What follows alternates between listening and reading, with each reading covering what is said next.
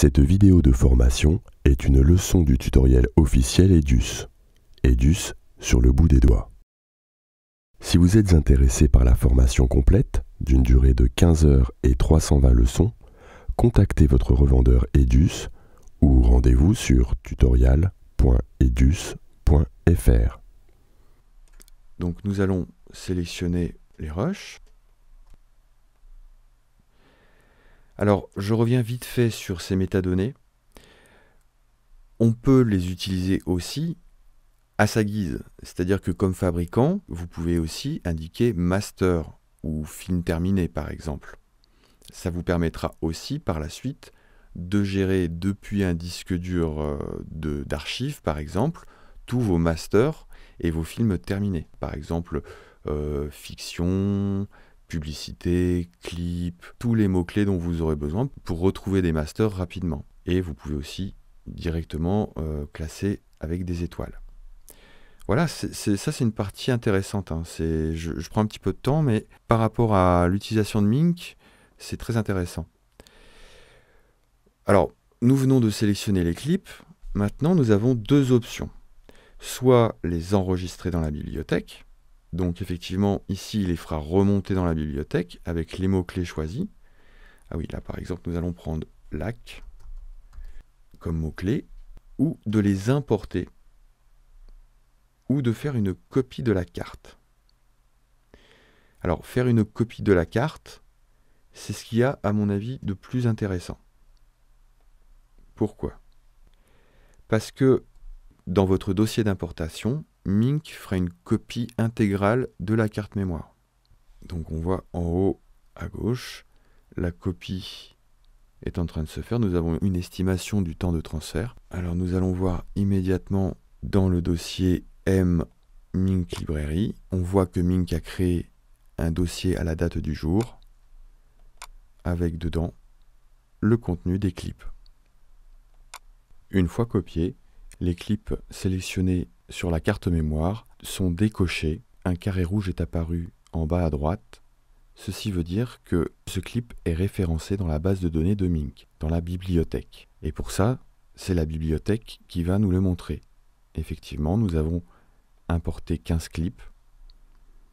Donc maintenant, nous naviguons dans la base de données de Mink. Je vous rappelle que les clips ont été copiés dans le dossier Mink Librairie du disque M.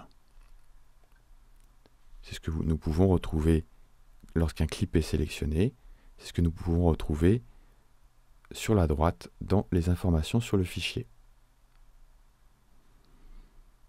À partir de maintenant, les rushs sont disponibles, ont été copiés sur un disque dur de travail et ils sont référencés dans la base de données de Mink.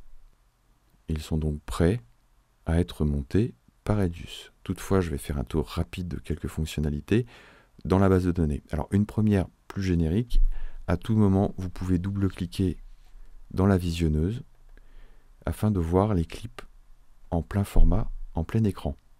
Donc ça, c'est disponible, hein, que vous soyez dans la partie données sur vos disques durs ou dans la partie bibliothèque de l'ordinateur. Vous pouvez switcher directement d'un clip à l'autre de cette façon-là. Alors, ces clips, vous pouvez, voyez, lorsqu'un clip est sélectionné, à droite, vous avez ici la balise LAC que nous avons rentrée tout à l'heure. Si vous voulez ajouter d'autres balises à des clips, vous pouvez par exemple, ici je sélectionne les clips avec une passerelle de présente, je fais clic droit, je modifie les propriétés et ici je peux rajouter une balise. Vous avez remarqué peut-être que vous pouvez aussi les noter de cette façon-là. Mais vous pouvez le faire directement sur le clip sélectionné en cochant le nombre d'étoiles que vous notez, en cochant les étoiles que vous donnez à vos rushs. Directement en cochant ces petites étoiles, vous avez vu certainement, là je vais en mettre 3, vous avez vu certainement que le petit dossier favori de la bibliothèque s'est implémenté. Donc ici apparaîtront tous les clips que vous avez notés.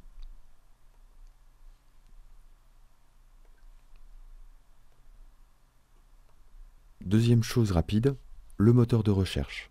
Ici, directement, vous pouvez saisir un texte. On va se mettre sur tous les clips, hein, et on va rechercher un texte concernant le nom du clip. Donc effectivement, ici, vu qu'on a fait une copie directe, les clips s'appellent clip 50, clip 46, enfin, ce sont les numéros de clips liés à votre enregistreur numérique. Pas de problème, nous avons un moteur de recherche un peu plus intelligent en cliquant sur la loupiote, et ici vous allez pouvoir choisir tous les critères possibles et inimaginables dont vous avez besoin. Alors il doit en manquer certainement, hein, mais jusque là j'ai trouvé ça très intéressant. Donc par exemple, nous allons chercher dans les balises tous les mots-clés lac, plus, vous voyez, hein, le nombre de possibilités dont vous disposez. Donc là, on peut prendre juste passerelle. Vous voyez tous les critères disponibles. Et le premier, c'est classement. Voilà, donc par exemple, je veux celles qui sont à 3 étoiles, uniquement, et qui comportent le mot passerelle. Cette recherche, vous pouvez l'enregistrer comme un catalogue intelligent. Donc par exemple, si vous avez un montage spécifique à faire sur des passerelles ou sur une passerelle spécifiquement et vous voulez utiliser uniquement des rushs notés 3 ou 4, parce qu'après vous pouvez sélectionner et ou 5.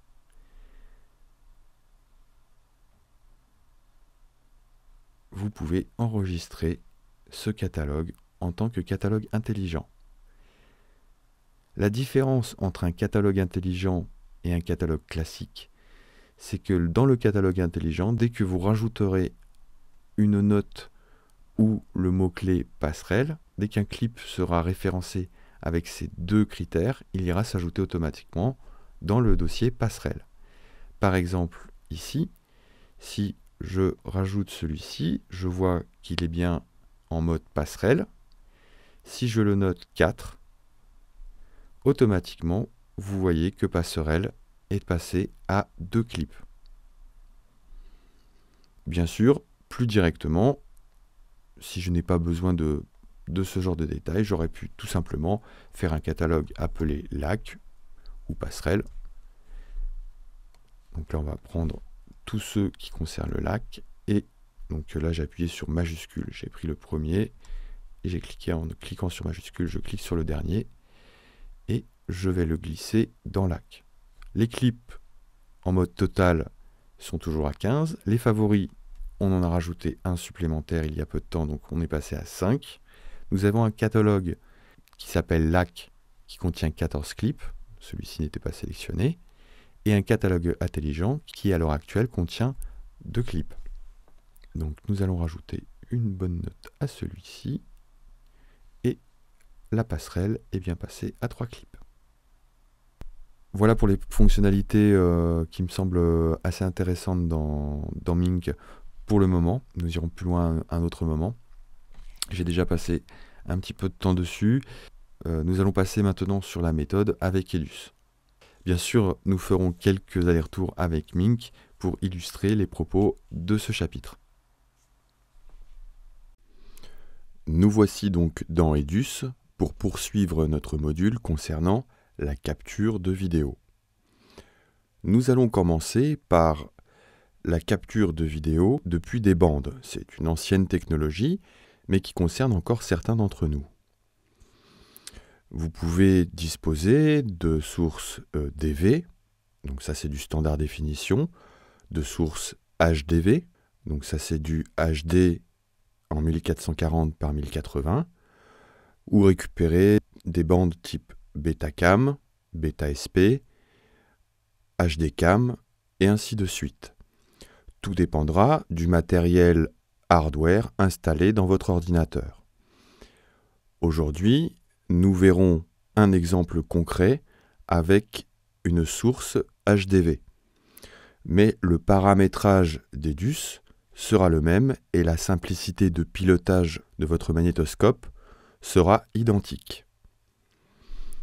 Donc, la capture de bande se fait via l'outil capture. que vous retrouvez ici.